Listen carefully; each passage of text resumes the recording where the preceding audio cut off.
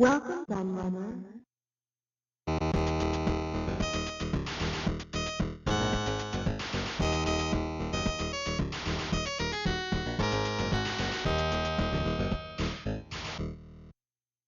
Hey everybody, Q and aka the Retro Laird here, and I've got another book for review for you, and not just one book, three books. And I know we've had a lot of book reviews recently, and I've actually got more to come. But this one is a little bit different, and I think that's because a lot of people probably won't be aware of these books, especially not my international audience. You'll probably be a bit baffled by these, but certainly anyone who grew up in the UK and more importantly, anyone who owned a ZX Spectrum back in the 80s will be very familiar with the stuff I'm going to show you. Now, these three books form part of a trilogy, which is called the Inspired Trilogy of books. And I'm going to put all three books in one video because I thought it made more sense to do it this way rather than split them up. So we've got the three books. So I've got them here. So we've got Short Pants, which is the first book. Sorry about the reflections, but I can't do much about that. The books are really shiny, as you can probably see. Bipolar Disorder, which is the second book. And Great Moments in Computing, which is the third book.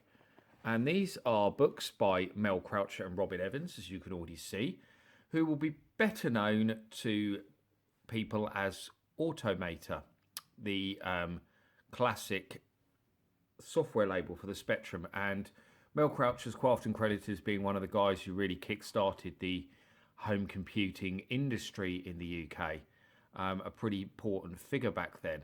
And he programmed pretty much all, I think, of Automator's games. And Robin Evans was an artist who did all his cover illustrations, the cartoons. Some people remember him drawing the comic strips in the Spectrum magazines as well. I can't remember offhand which magazine it was, but I'm sure I'll get reminded when we look at the books. So he did lots of stuff. I'm lucky enough to have met both these guys as well, and you couldn't meet two more lovely guys. Robin Evans did some lovely drawings for me, and he is a super talented cartoonist. And Mel Croucher's as mad as a bag of tigers, but absolutely lovely guy, really entertaining. I've had some cracking chats with him. Genuinely funny guy. Really good value. So let's have a look at the books. I'll take two of them away for the moment so we can concentrate on one. So we'll go to Short Pants first. So see the collected artwork of Mel Croucher and Robin Evans, and thus inspired. So we've got the usual index. These books are print on demand, I should mention actually. And it's incredible the quality considering they are print on demand. You don't expect to see books of this quality when you hear the phrase print on demand. So it just shows how far this sector has come in terms of how the books are presented, etc. So there we go. So that's what Mel looked like then. That's what Mel looks like now. Very much tell it's the same person. Robin looks very different though. Robin now with his beard and glasses and everything. So it gives a bit of history on them. So the early years, the stuff they did, a lot of musical stuff there. So I mean, this is just basically all their artwork reprinted. So we've got cartoon strips there, which is willy nilly, and also the stories behind a lot of them as well, which is great. So you can not only read the comic strips, but you can also read about how they came about. So I don't want to spend too much time going through them, so I don't want to spoil the book. So I'll show you odd segments of it. That one was actually coloured in a bit.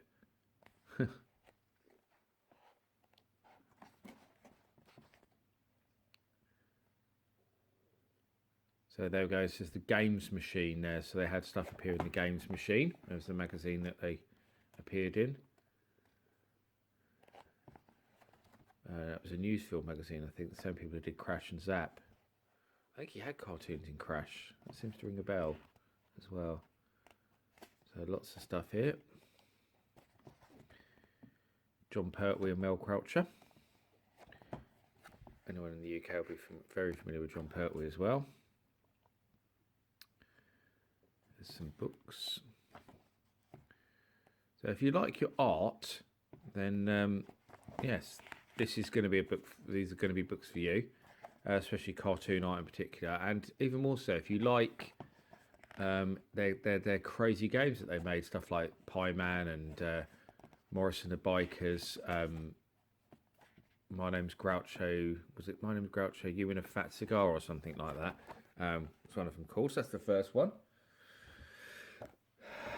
The second one, I love the title of this one, Pi-bolar disorder. You have to say it carefully. It's easy to say wrong, or should that be right? I'm not actually sure.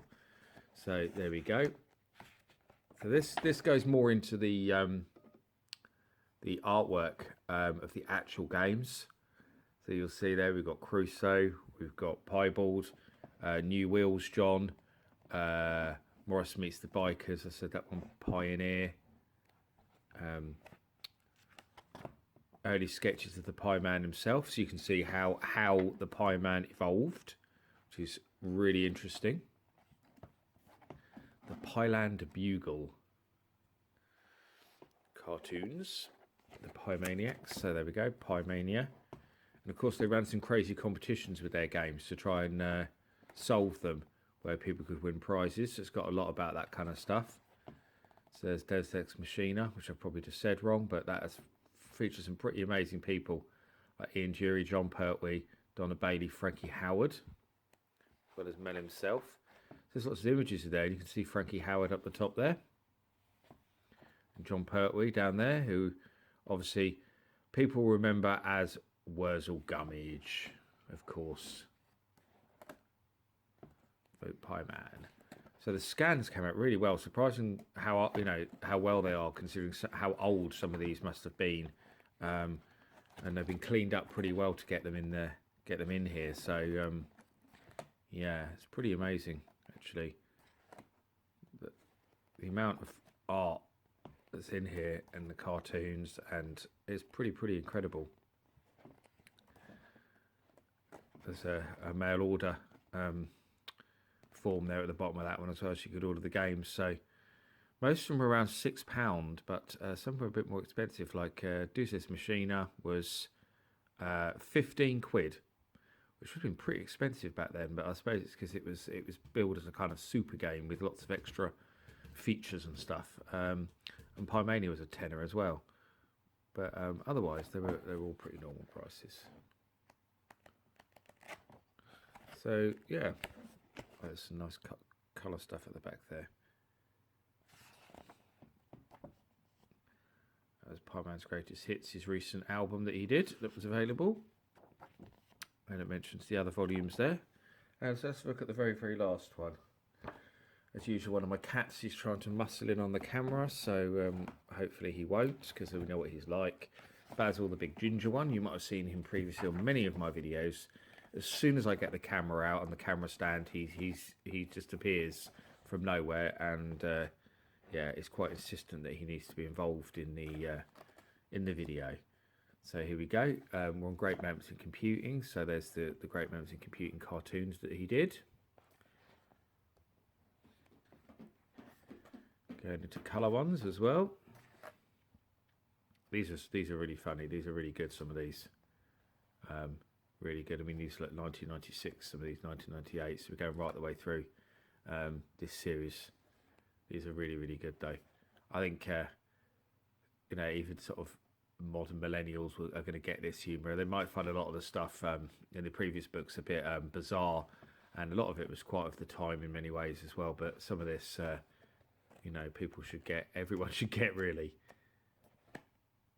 Looking at Mickey taking a Star Wars and all sorts of things, really. YouTube and Apple and Windows and just about everything. So there we go. So that's a look at the books. Let's put them back in line here so you can see them again. Great Moments in Computing, the third book.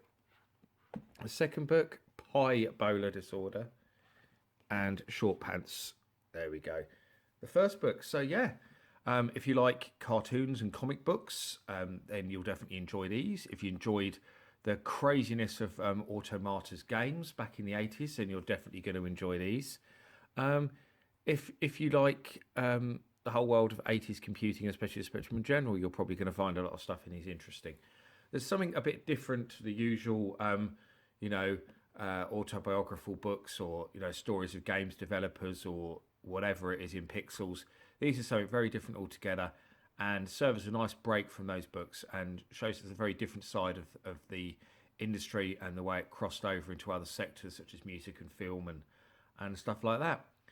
So I'll post a link as always below the video of where you can grab these books. They can be bought from Amazon and the publisher Andrews UK. I'll link you to them as well.